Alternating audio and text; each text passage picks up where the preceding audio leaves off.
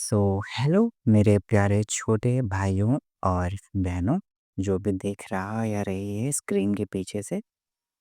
अभी अभी हाल ही में हमने रियल नंबर्स का पूरा चैप्टर 20 मिनट के अंदर अच्छे से कवर किया।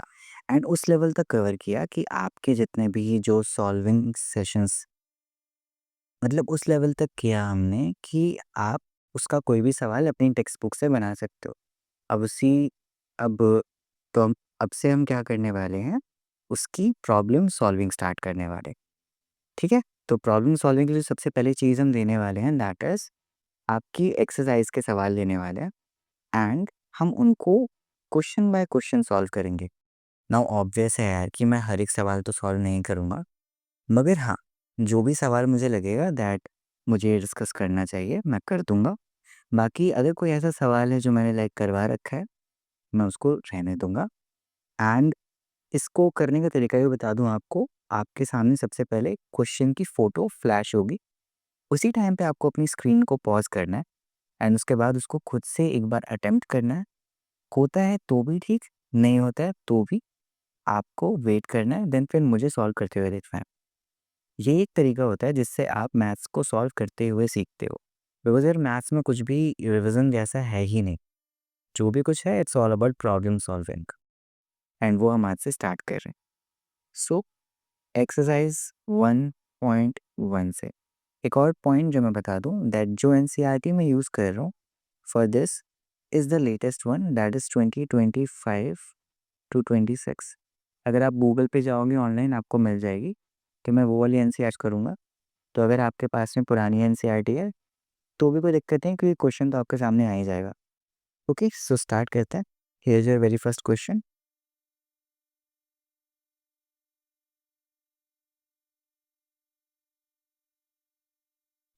क्वेश्चन कहता है कि express each number as the product of X prime factor. मुझे लगता नहीं क्वेश्चन इतना टफ है, एंड इसलिए मैं पहला पार्टी करवा देता हूँ। आई नो बहुत आसान सा है, बट स्टिल, ताकि एक बार हमारा भी वार्म अप हो जाए। That is 140। जब भी प्राइम फैक्टर में लिख रहा हूँ ना, कोशिश करना बिल्कुल पहला जो फैक्टर है दिमाग में वही लिख दो। ऐसे मेरे को आया 14 इंटू 10। अब मैं क्या करूँगा, इसके अलग फैक्टर करता जाऊँगा, इसके अलग फैक्टर कर जाऊँगा, इस पूरे नंबर के फैक्टर्स मेरे पास आ जाएंगे। ठीक है, मैं देखो सामने भी कर सकता हूँ मैं। ठीक है, सामने ही करना पेपर में, बट अभी क्या करेंगे, मेरे वाले तरीके से करता है। 2 इंटू 7, 2 इंटू 5।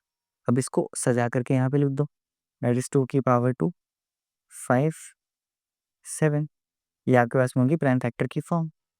ठीक है, बाकी के पार्ट्स भी इसी तरीके से होंगे, बट स्टिल मैं सेकेंड पार्ट भी एक बार सॉल्व कर देता हूँ। 156। अब देखो 156 में डायरेक्टली कोई फैक्टर दिख नहीं रहा, बट इतना दिख रहा है कि ये एक इवन नंबर है, मतलब 2 से तो डिविजिबल होगा ही होगा। ये ठीक है, 2 से डिवाइड करो मनी मन में आप। 2 7 ज़ा 14, 2 8 ज़ा 16। ओके, अगेन फैक्टर करते जाओ, फिर से 2 से डिवाइड कर दो। 2 3 ज़ा 6 एंड 2 9 ज़ा 18। अगेन करते जाओ, 2 इंटू 2। अब ये देखो ये क्या है, 13 इंटू 3। अब मुझे लगता है ये होगा, ये होगा आपका 2 की power 2 into 3 into 30।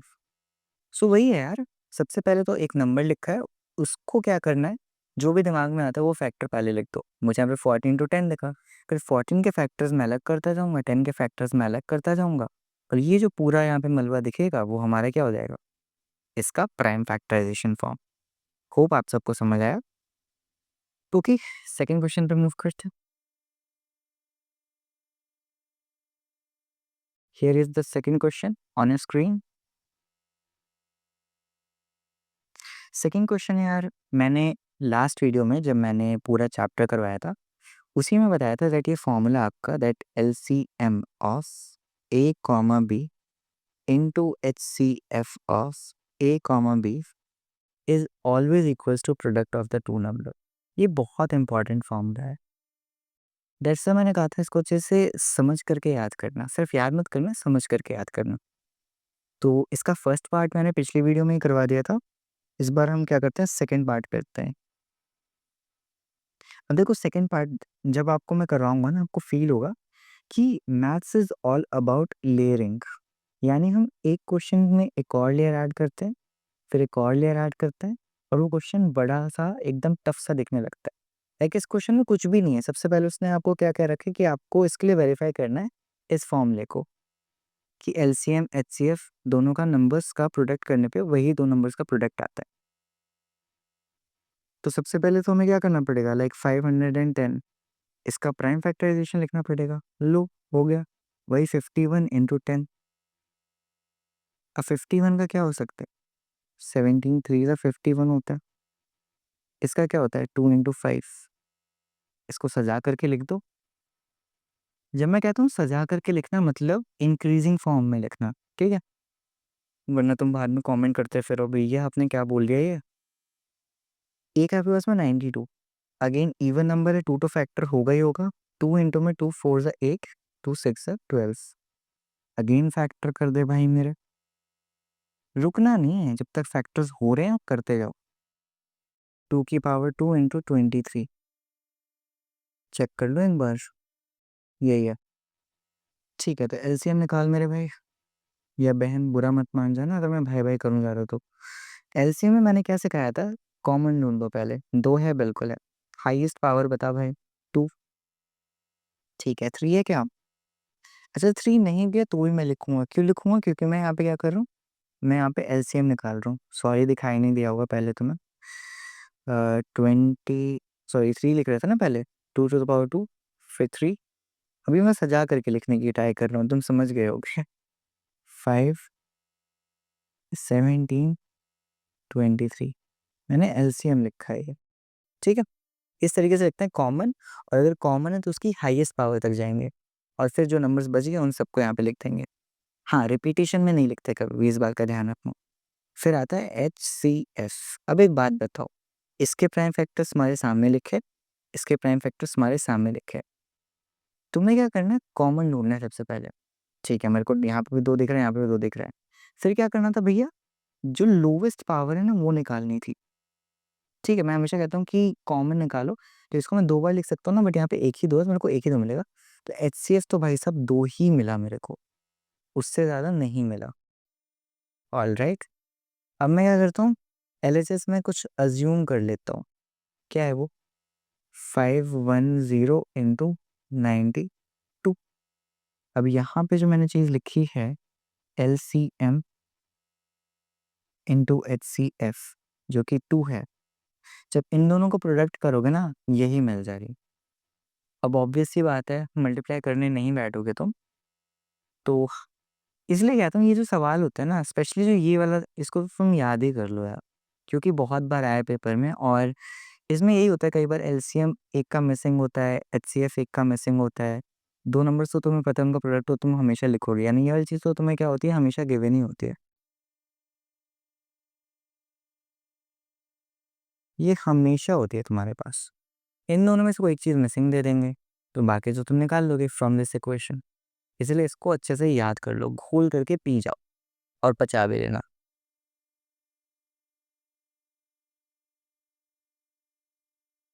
Alright, third question on your screen. Third question भी यार अब मेरा करने का मन तो नहीं कर रहा, बट स्टिल एक कर दूंगा। क्यों नहीं कर रहा वो भी बता देता हूँ, क्योंकि इसमें भी तुम्हें ना यही फाइंड करना है, find the LCM and HCF of the following integers by applying the prime factorisation method. तो यार अब तुम बच्चे तो हो नहीं कि भैया आपने हमें 2 नंबर्स का बताया है, 3 का हम कैसे ही कर पाएंगे। मेरे बच्चे मतलब, सॉरी यार मैं इतना बड़ा नहीं हूँ। 12 15 एंड 21। देखो मेथड तो बिल्कुल नहीं बदलेगा मेरे भाई, पहले 12 को लिखो यहाँ पे। 2 बिल्कुल जैसे मैं कर रहा हूँ स्टेप वाइज़ वैसे ही करने की कोशिश करना। इफ़ यू आर नॉट, तुम्हें अगर मैथ से डर लगता है, पहले वो तो डर लगेगा नहीं अगर तुम मेरी सारी वीडियोज़ देख जाओगे तो। भैया अपनी तारीफ़ भी करते हो आप, थोड़ी-थोड़ी। 21 3 इंटू 7, ठीक है। बात करते हैं एलसीएम की। कैसे लिखते थे भैया? कॉमन निकालते थे पहले। है कहीं पर कॉमन? भैया इन तीनों में तो कुछ कॉमन है तो 3 है। मैंने कहा ठीक है, वैसे हम सजा के लिखते हैं पर ठीक है 3 लिखते हैं, कोई दिक्कत नहीं है। और कुछ कॉमन नहीं है भैया, लाइक 5 और 7 तो कॉमन ही नहीं है, 5 7 और एक जगह पे 2 की पावर 2 है तो वो भी।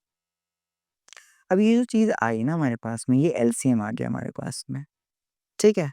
सब में 3 की पावर 1 तक ही कॉमन था, इसलिए मैंने 1 ही लिया है यहाँ पे। अब बारी आती है एचसीएफ की। और देखो एचसीएफ पूछे, 3 का पूछे, 4 का पूछे, कितने का भी पूछे, एचसीएफ को एक ही चीज़ से मतलब है, कॉमन होगा तो सब में ही होगा। सब में क्या कॉमन दिख रहा है मेरे प्यारे भाई या फिर प्यारी बहन? वो दिख रहा है मुझे 3। तो बस एचसीएफ आ गया, एलसीएम आ गया।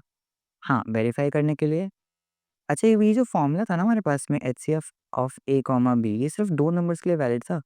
प्लीज़ अपने दिमाग से ये मत करना कि भाई तो 3 के लिए भी वैलिड होगा, 4 के लिए भी वैलिड होगा, नहीं। जब आप एक फ़ॉर्मूला लिखते हो तो ये इम्पोर्टेंट नहीं है कि वो बहुत सारे लाइक nth नंबर्स के लिए सैटिस्फाई करेगा, वो सिर्फ़ 2 नंबर्स के लिए था, ओके? ये मैं इसलिए बता सकता हूँ क्योंकि मैंने भी करी है भाई ये गलती। 4th देखते हैं। Question is on your screen. अब देखो ये जो मैंने तुम्हें बताया था ना ऊपर जो फ़ॉर्मूला, ये उसी का एप्लीकेशन है। इसमें तुमने क्या दे दिया कि एचसीएफ दे दिया। पहली बात तो इनको देखो लिखवाने में कितना मज़ा आता है। 306 कॉमा 657 मतलब बच्चा देख कर ही डर जाए पहले। ये दे दिया 9 और फिर यहाँ पे देखो पूछा बोला है कि एलसीएम फाइंड करना है 306 कॉमा 657 मतलब रिप्रेजेंटेशन कितनी खतरनाक लग रही है ना? बट अगर मैं तुम्हें बताऊँ कि हमने एक फ़ॉर्मूला पढ़ा था, इसमें LCM of A comma B. देखो लिखना तो मुझे भी इतना पसंद नहीं है, पर तुम्हारे लिए लिख रहा हूँ।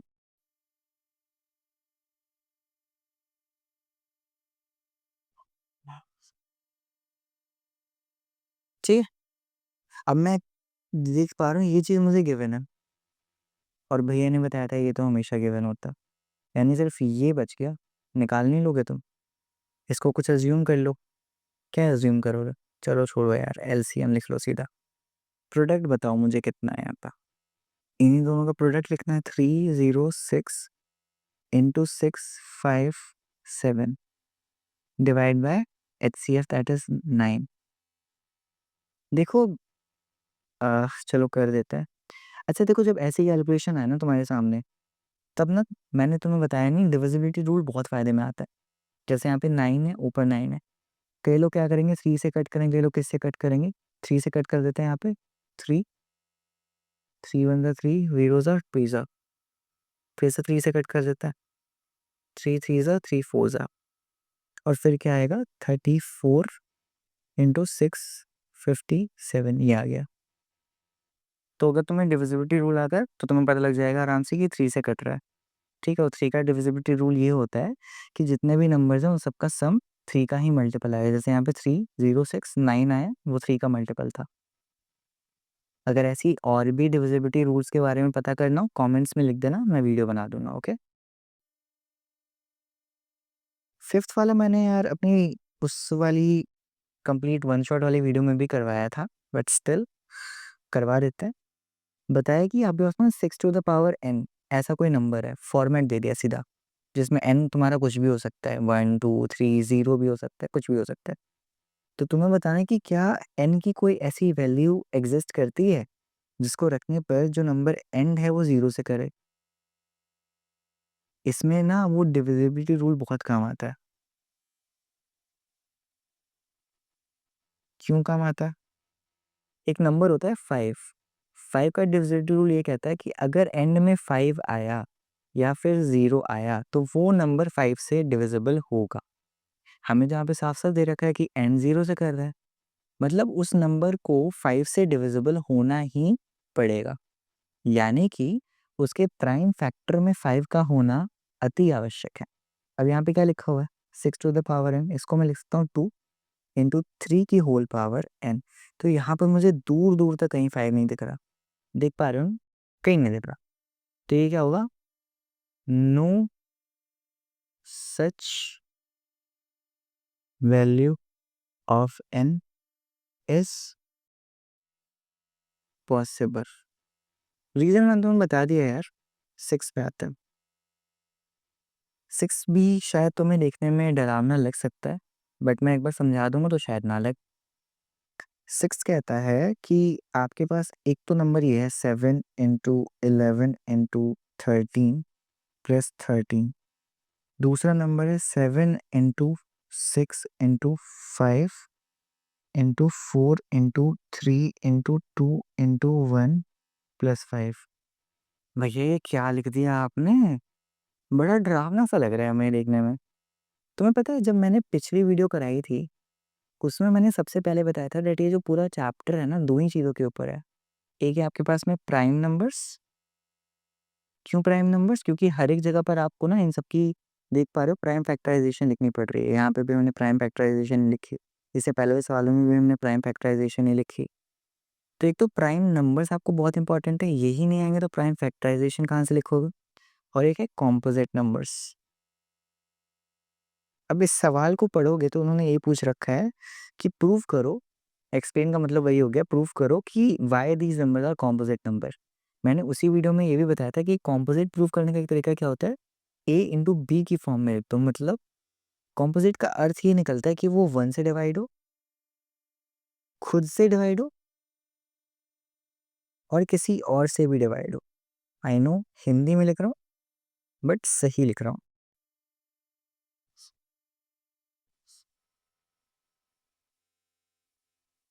ठीक है? तुम्हारे लिए लिखा है भाई। अब जब भी ऐसे सवाल आएँ तो तुम्हें एक ट्रिक बताता हूँ। दैट ट्रिक इज़ कि तुम्हें कुछ नहीं करना, तुम्हें कॉमन लेना। जो भी कॉमन दिख रहा हो, जैसे मुझे यहाँ पे 13 कॉमन दिख रहा है, तो क्या करो 13 निकाल लो। उससे होगा क्या, एक चीज़ तो ब्रैकेट के अंदर आ जाएगी, यानी कि ए या बी में से कोई एक ए बन जाएगा। क्या बचा यहाँ पर? 7 इंटू 11 प्लस 1। अब एक बात बताओ, ये जो भी निकल कर के आएगा, आएगा तो एक नंबर ही। मान लो यहाँ पे अभी 7 इंटू 11 77 होता है। मुझे बात पे ये तहलबे मचाना। अगर तुम सुबह-सुबह नहा लो और नहाने के बाद अपने बालों को कंघी ना करो।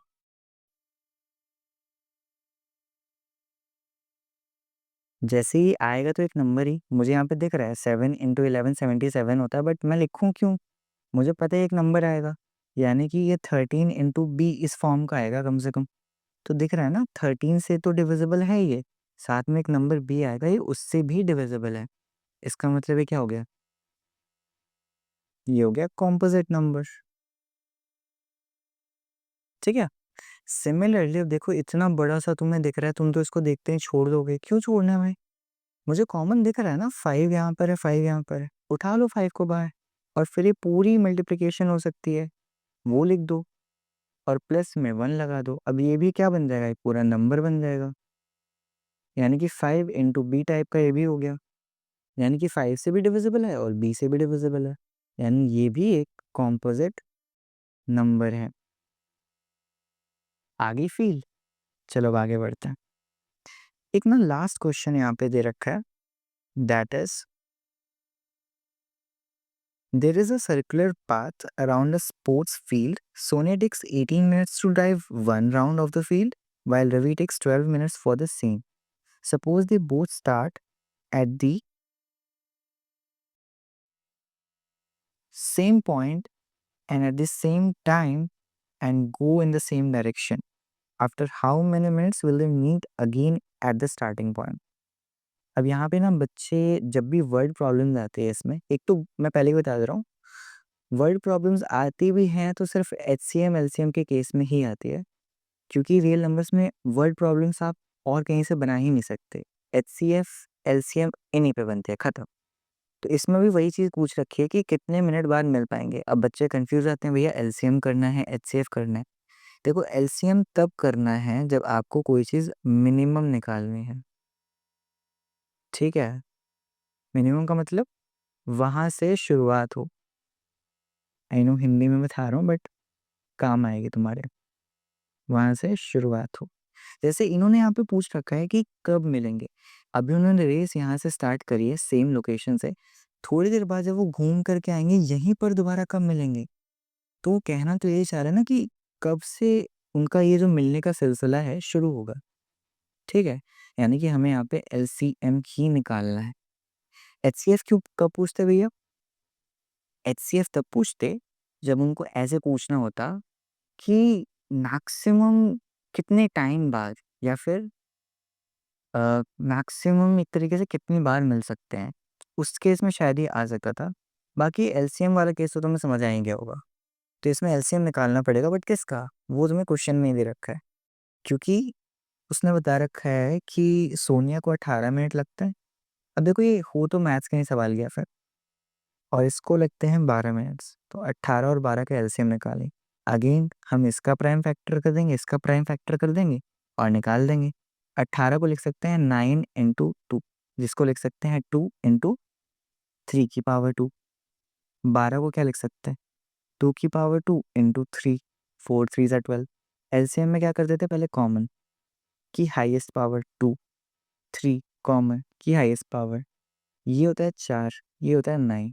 तो एलसीएम आपका आ गया 36 मिनट्स। दिख नहीं रहा? 1 मिनट 36 मिनट्स। इसको मैं एक फील भी करवा देता हूँ तुम्हें। मान लीजिए एक सर्कुलर ट्रैक है, हम बात करेंगे सोनिया की, हम बात करेंगे रवि की। सोनिया को 18 मिनट लगता है, यानी कि टाइम चलाओ यहाँ से तुम, यहाँ पे टाइम है 0 पे, दोनों साथ-साथ खड़े हैं, ठीक है? जब टाइम हो गया 18 मिनट, तो सोनिया ने 1 राउंड कंप्लीट कर दिया और वो वापस यहाँ पर आ गई है। बट रवि को कंप्लीट करने में तो 12 मिनट लगते हैं ना, मतलब रवि जो है वो काफ़ी फ़ास्ट है, वो यहाँ पे आकर के आगे निकल गया होगा कहीं पर यहाँ पर। ठीक है, इतना समझ आया? फिर 18 मिनट पे तो क्या हुआ, सोनिया यहाँ पर आई थी, टाइम फिर चला गया 36 पर। अब सोनिया यहाँ पर दूसरी बार आ गई, ठीक है? और 36 का मतलब क्या हुआ कि रवि को 12 मिनट 1 राउंड को पूरा करने में लगते होंगे, तो रवि ने पहले 1 राउंड कंप्लीट किया। रवि के लिए मैं यहाँ पे एक बार टाइम बताऊँ, 0 पे यहीं पर था, फिर 12 पर रवि आया, फिर 24 पे रवि दोबारा से आया, फिर 36 पे रवि दोबारा से आया। लेकिन 36 वाला जो टाइम है हमारा वो काफ़ी ज़्यादा ख़ास है, क्योंकि 36 पर ही सोनिया यहाँ पर पहुँचेगी और 36 पर ही रवि भी यहाँ पर पहुँच जाएगा। इसीलिए हमने यहाँ पे एलसीएम लिया, क्योंकि t is equals to 36 minutes जब हो जाएँगे हमारे पास में टाइम, उस टाइम पर ये यहाँ पर मिलना पहली बार होगा और उसके बाद 36 पे मिले, फिर वैसे ही 36 और ऐड कर दो इसमें, 72 इस तरीके से मिलते जाएँगे। यानी 36 वो टाइम आ गया जिस टाइम इंटरवल के बाद में इनका मिलना होता रहेगा, ठीक है? ऐसा भी सवाल पूछ सकता था वो। जैसे फॉर एग्ज़ाम्पल वो पूछ देता कि अगर ऐसा मतलब एक तरीके से 2 घंटे तक होता रहा, तो तुम बताओ कितनी बार मिलेंगे? तो हमें पता है ना, पहले 36 पे मिलेंगे, फिर 36 के इंटरवल पे, फिर 36 के। तो 2 घंटे के अंदर जितने भी इंटरवल्स आ सकते हैं ना, वो वहाँ पे मिल लेंगे। बात खत्म। अच्छा, अगली जो एक्सरसाइज़ है ना, उसके लिए पिछली वीडियो में मैंने पूरा लास्ट का पोर्शन सँभाल करके रखा था, क्योंकि बहुत इम्पोर्टेंट है यार, और श्योर होता है कि आती ही आती है। मतलब ऐसा शायद ही कोई पेपर होगा 10th का जिसमें ये सवाल ना आया हो। वो होता है आपका प्रूफ ऑफ इर्रेशनैलिटी। 2 वैराइटीज़ होती हैं, मैंने दोनों ही पिछली वीडियोज़ में कवर करवा रखी। सो मन तो नहीं करेगा मेरा यार, बट ठीक है मैं एक करवा देता हूँ, जो कि है ये वाली। सेकंड क्वेश्चन, ठीक है? मैं सिर्फ सेकंड करा रहा हूँ, उसका रीज़न ये है यार कि मैंने ना लास्ट वीडियो में करवा रखी थी पूरी, तो आप उसको देख लेना, एकदम अगर आपको डेप्थ में क्लियर करना हो। बाकी इससे ज़्यादा ईज़ी क्वेश्चन नहीं आएगा आपके पेपर में बताना, तो प्लीज़ उस वीडियो को देख लेना, okay? That is 3 plus 2 root 5, इसको प्रूव करना है कि ये इर्रेशनल है। अब ये तो हमें प्रूव करना है ना, तो हम इसको पहले क्या मान लेंगे? Let it be rational. अब जब भी कोई नंबर रैशनल होता है, उसको हम t बाई क्यू की फॉर्म में लिखते हैं। यहाँ पे हम अपनी तरफ से ही ये अज्यूम करते हैं कि p एंड q आपके पास में कोप्राइम है, मतलब आपस में ना कैंसिल नहीं कर सकते। जैसे 3/2 अभी आपस में कैंसिल नहीं कर सकते, तो ये आपस में कोप्राइम है। And P and Q are integers and Q is not equals to 0। ये 3 कंडीशंस ना लिखनी है आपको पेपर में, ओके। फिर मैंने लास्ट वीडियो में ये भी बताया था कि ये जब भी आपको कोई इर्रेशनल टर्म दिखती है ना, क्योंकि सवाल में एक आपको एक प्यारी सी टर्म दे जो कि 3 है यहाँ पर, और एक घिसर-पिचर यानी कि इर्रेशनल वाली टर्म देगा, उसको अलग कर दो। तो आओ कर देते हैं 3 माइनस पी बाई क्यू। इसको एक्चुअली मैंने गलत कर दिया, सॉरी। इसको यहीं रखेंगे, 2√5 is equals to P by Q minus 3। बस सवाल खत्म। कैसे खत्म भैया? यहाँ पर देखो, ये टर्म आपकी 2 इंटू में समथिंग इर्रेशनल लिखा है, मतलब ये जो हमारी LHS है ये इर्रेशनल है। और यहाँ पे देखो हमने इसको रैशनल बोला है। तुम एलसीएम भी लेकर के देख सकते हो आगे, बट ये रैशनल है एंड ये भी रैशनल है। और रैशनल माइनस रैशनल हमारे पास में क्या देगा? रैशनल ही तो देगा ना भाई। इसका मतलब RHS हमारे पास में रैशनल है। देयरफॉर बाय कॉन्ट्राडिक्शन हम ये कह सकते हैं कि जो हमने ये माना है ये फॉल्स है। और ये हमने किसके बेसिस पे माना था? इसके बेसिस पे, यानी कि ये भी फॉल्स निकला। तुम पेपर में ये मत करना कि यहाँ पे फॉल्स लिखने के बाद यहाँ पे फॉल्स लिख देना। ये मैं तुम्हें समझाने के लिए लिख रहा हूँ। तुम्हें यहाँ पे लिखना by contradiction we proved that 3 plus 2√5 is irrational. तो बस यही था आपका फर्स्ट चैप्टर, उसकी दोनों एक्सरसाइजेस। एंड वीडियो अच्छी लगी तो प्लीज़ लाइक करना और एक प्यारा सा कमेंट छोड़ के जाना। एंड ये ज़रूर बताना कि भैया को और क्या क्या इम्प्रूव करना है अपनी वीडियोस के अंदर।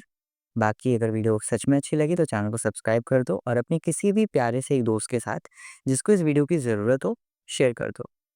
ओके, बाय बाय, पढ़ते रहो।